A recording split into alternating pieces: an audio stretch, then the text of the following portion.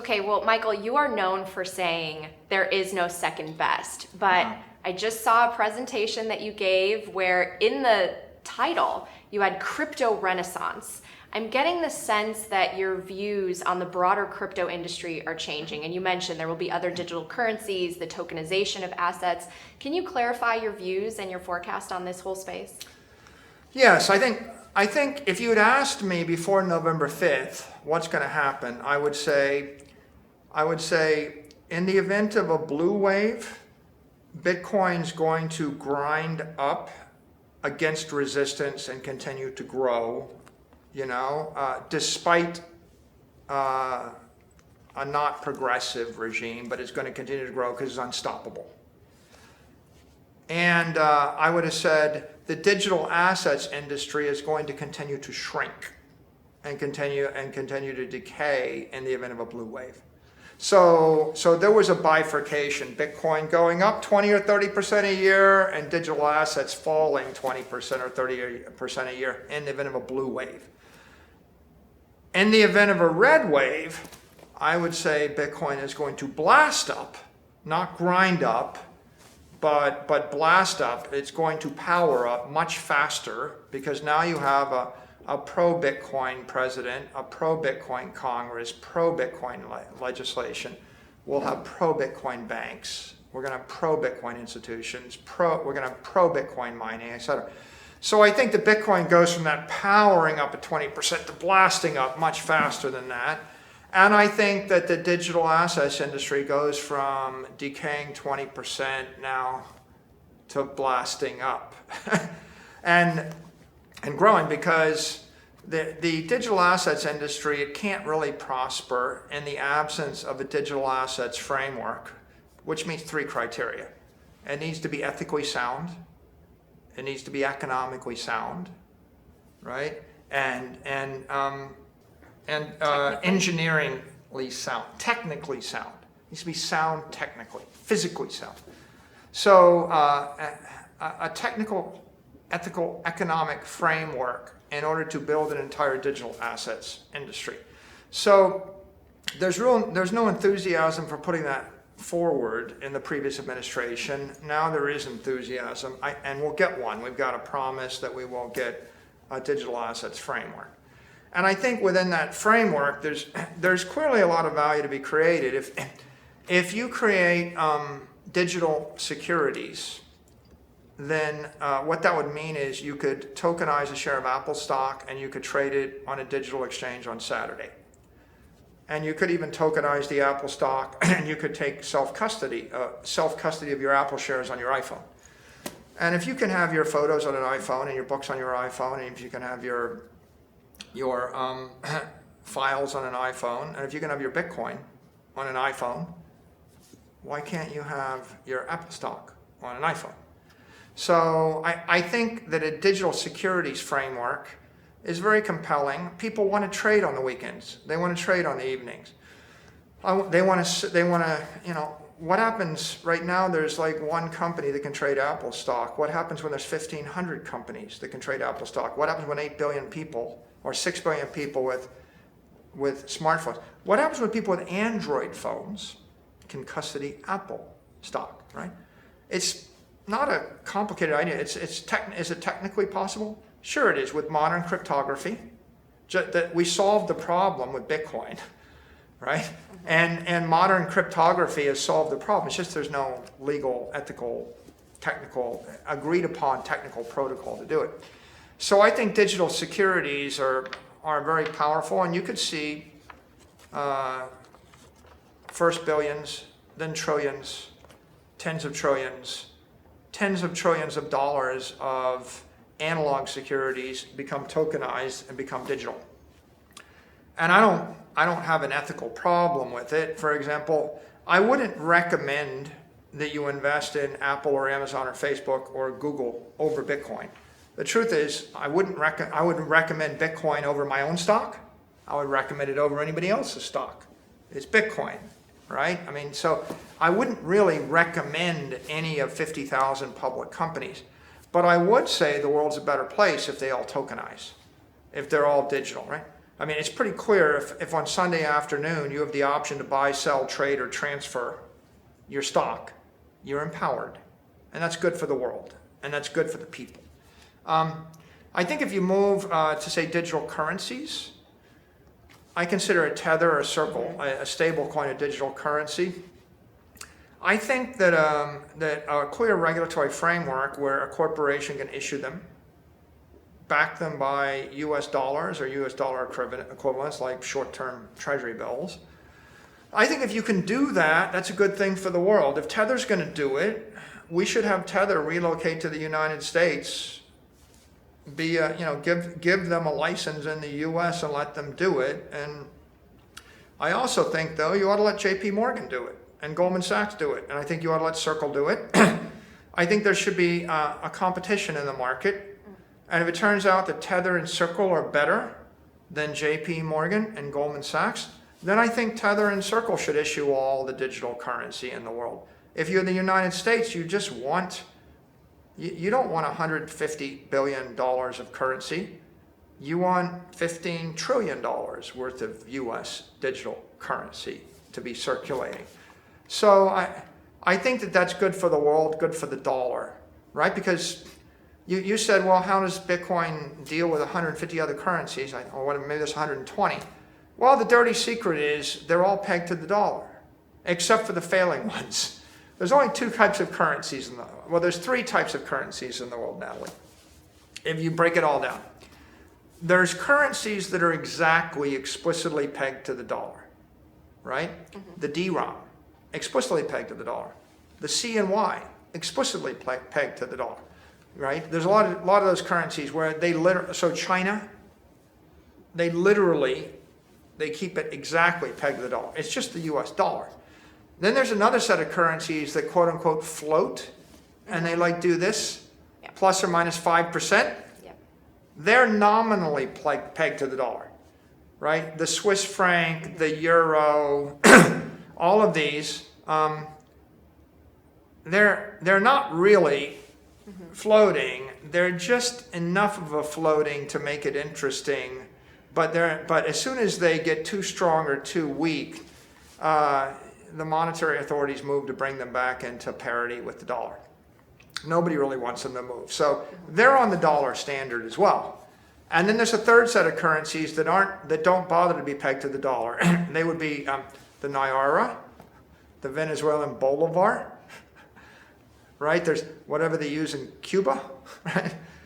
And the Lebanese pound, the Turkish lira, they all fall in the category of collapsing, failing. So you pretty much got every currency that sort of works is pegged to the dollar, and every other currency is failing, and so they don't work. So how does Bitcoin sit next to them?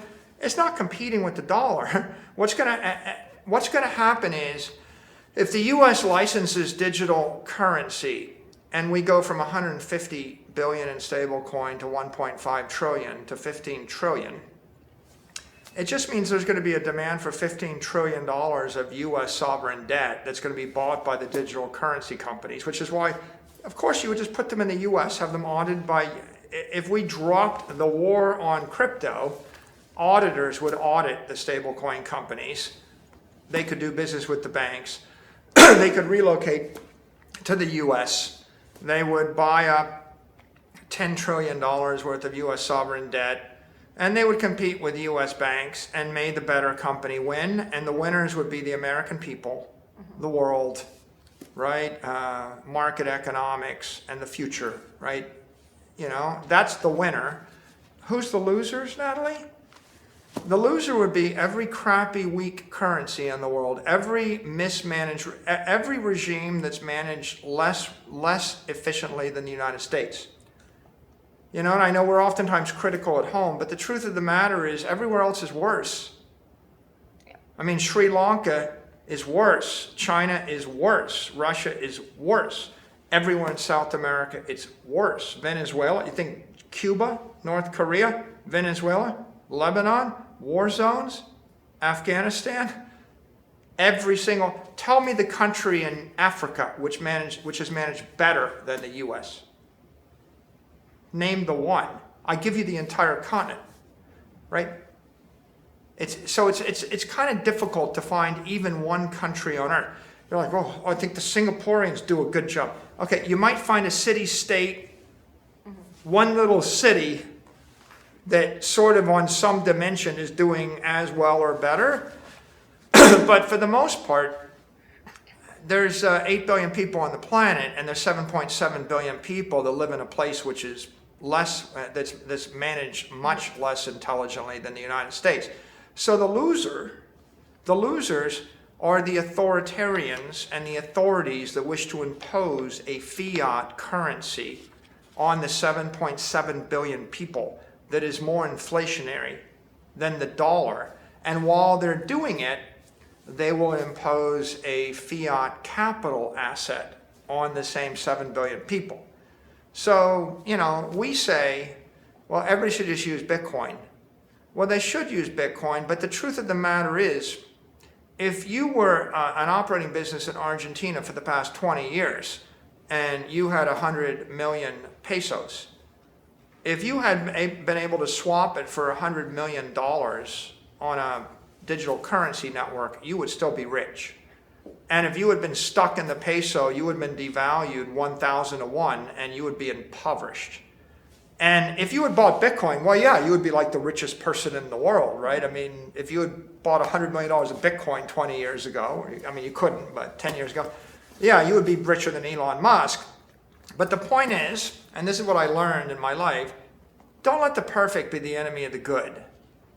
And the message of the crypto renaissance to the Bitcoiners would be, yeah, Bitcoin is like a perfect solution.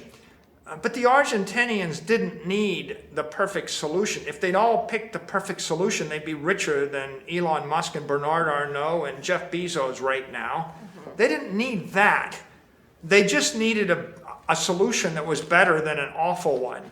And so in this particular case, a digital currency that spreads to the entire world, that's embraced by the world, would actually provide American prosperity to people in Africa, Asia, South America, ASEAN, Europe, and it would be I'm going to call it a gateway drug, right, to Bitcoin, right? I think that when you're in Nigeria, going to Tether, going to a digital currency that's backed by the US dollar is the obvious step. And after you get there, the next step would be go to digital capital, which is Bitcoin.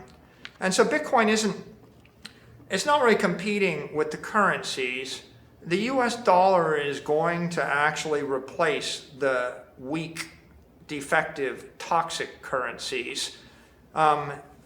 People think, well, the US bonds, they're being attacked by Bitcoin.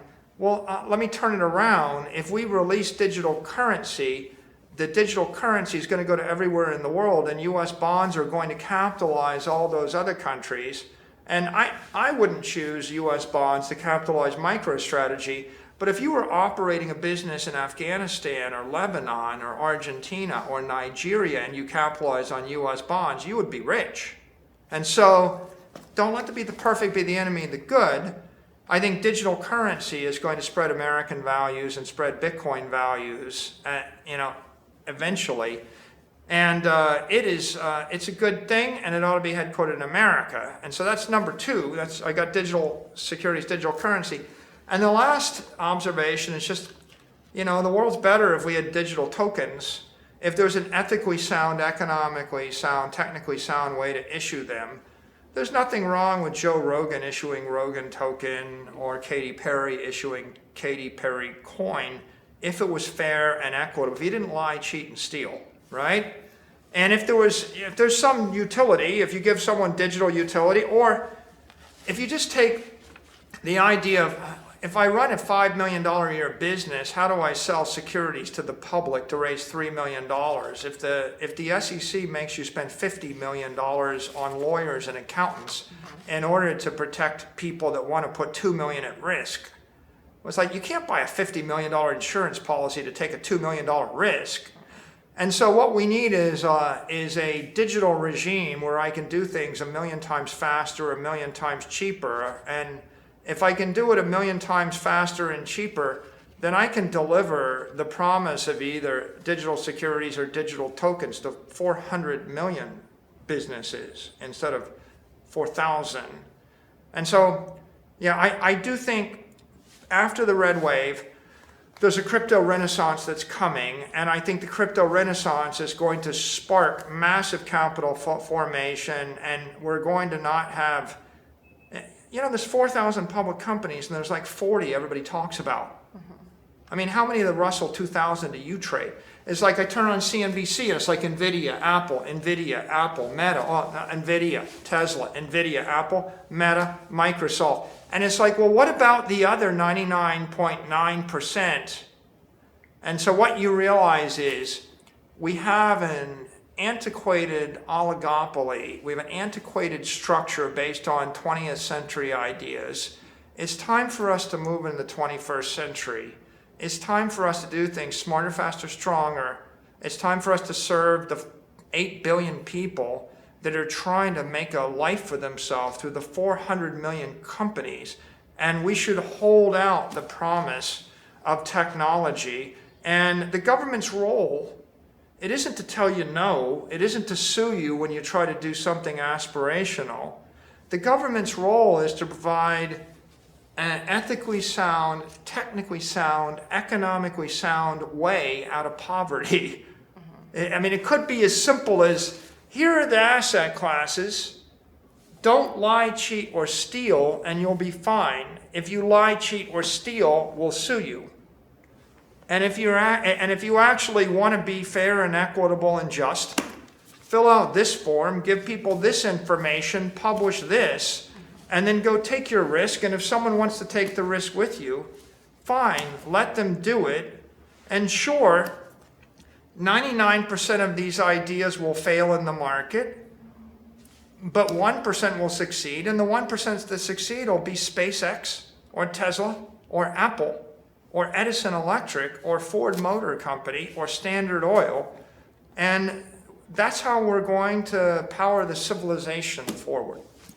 So if I could summarize everything you just said, it looks like we're witnessing the digitization of fiat currencies and eventually the tokenization of real-world assets to empower the individual through a set of digital solutions, with Bitcoin being really the pristine collateral and the deep store of value. And all of this will contribute through free enterprise to a more thriving global economy. Do I have everything you said kind of summarized? I think so. I think it's not just empowering the individual, it's also empowering corporations.